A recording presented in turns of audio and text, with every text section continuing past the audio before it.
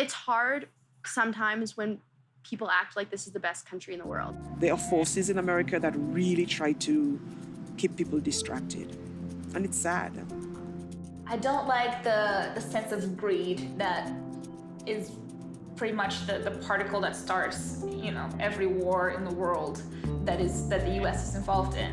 And the other thing I really think it's really sad about the United States is the consumerism. I think it's crazy. Yeah, a lot of waste in general, and not just food, but food is one of the most obvious one. Like, people throw away stuff, just box it and eat it afterwards or finish it. Like, why did you have so much? Buy this and buy that. They don't carpool. Like, you literally can't get anywhere without a car. I think that the way that they handle their relationships and emotions is really dumb. I'm sorry, but it's really dumb. And the concept of losers and winners, that is a very American thing. I think it can be very damaging emotionally, psychologically, to grow up with that idea of, you're either a loser or a winner. I remember being a little bit afraid of guns. Still a little bit afraid of guns. It's really strange for me that people have them in their house. I don't. That's something I don't think I'll ever feel as normal.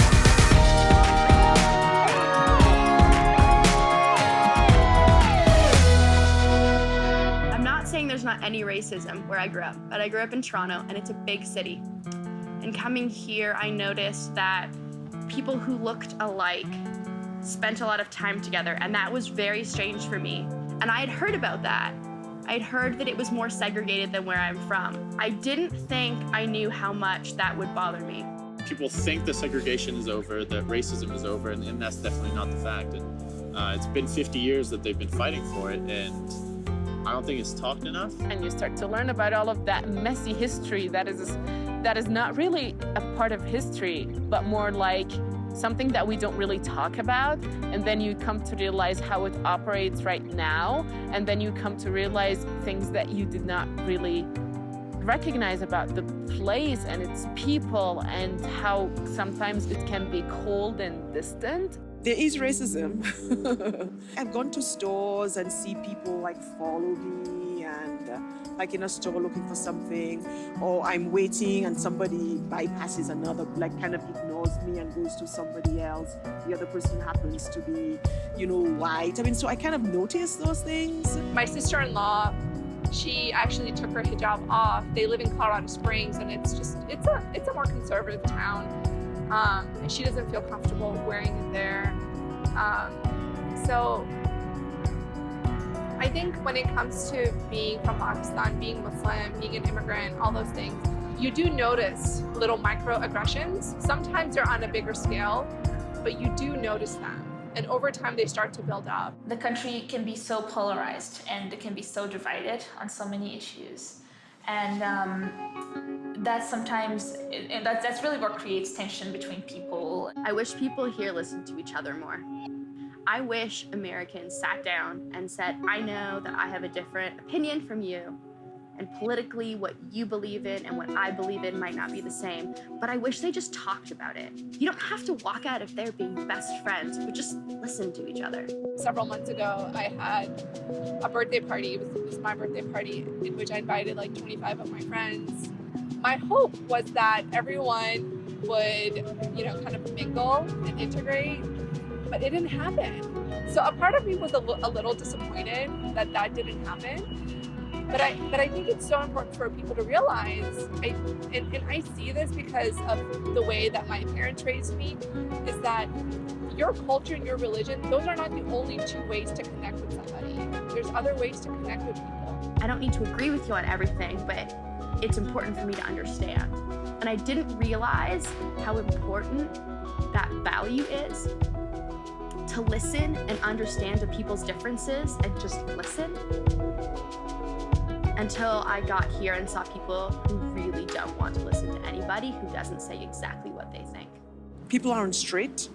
They kind of tiptoe and dance around things. So I feel like there's a lack of candidness.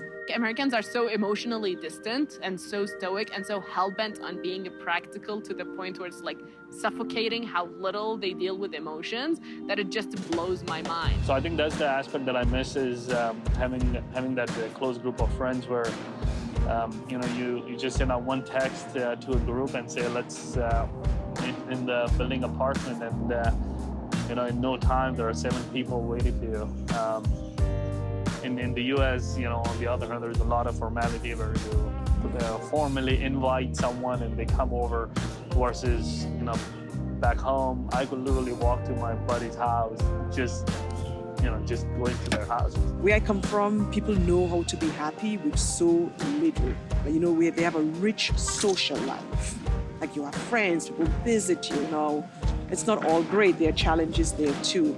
But the social life is really rich. And in America, there's not a lot of that. Now I'm kind of getting used to it, but one of the things that I would always find in here would be drinking.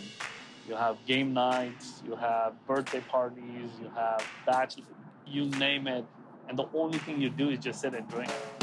There is no different element to any day that you want to celebrate. Most of the social life is around alcohol, and it's just, and it's really sad.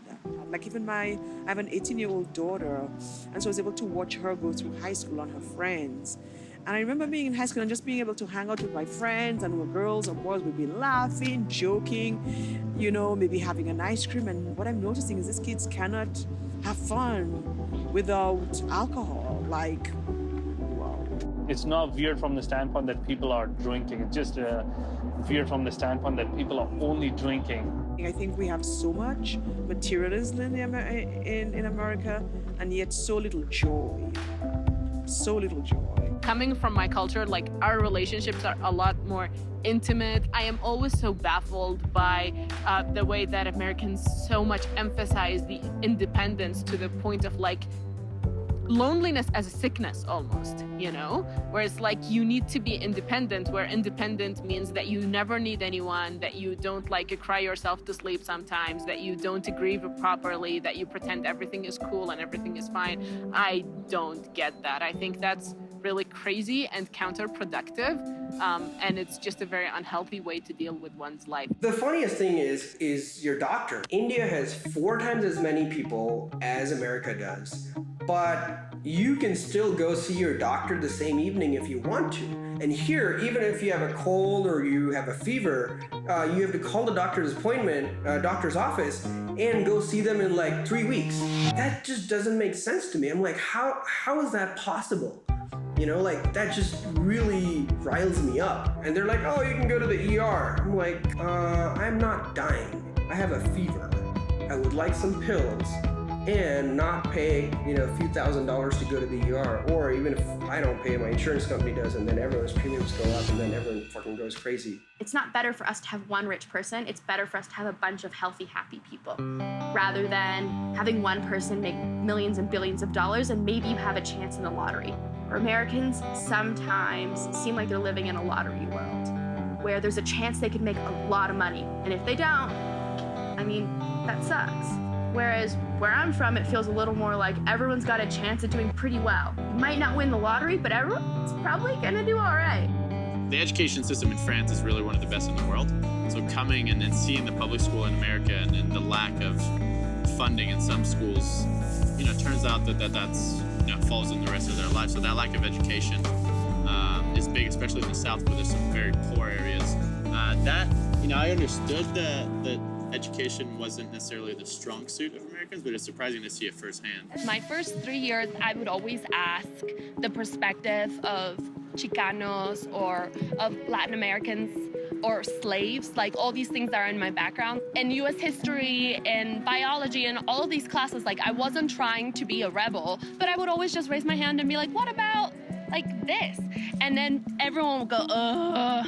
I was there and I was getting good grades, but I didn't, I knew I wasn't a part of the classroom. I knew that the classroom wasn't catered towards me. One of the professors was talking about the whole issue that was happening in Syria, the whole civil war, and the professor said that he was a lot more sad about all of the art and the statues that were being destroyed than he was for the lives that were being taken and completely destroyed and devastated, and the catastrophes that were happening there.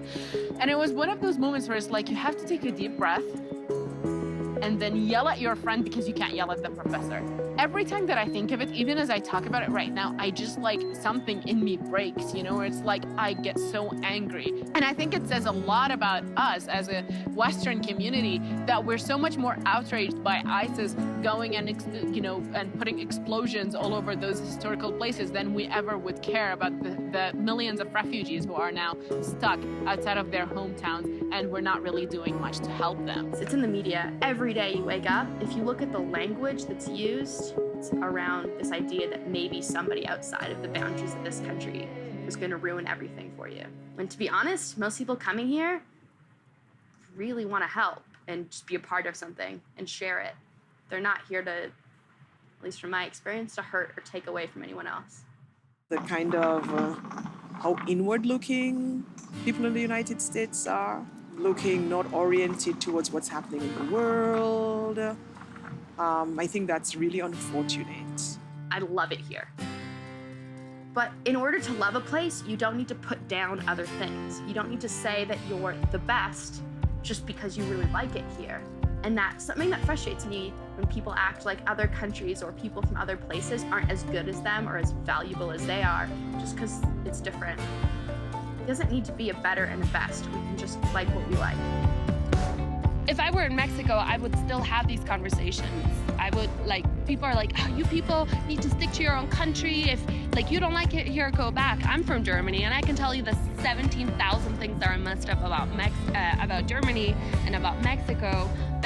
There's just like a particular set of things that are difficult in the United States, and I like to point them out.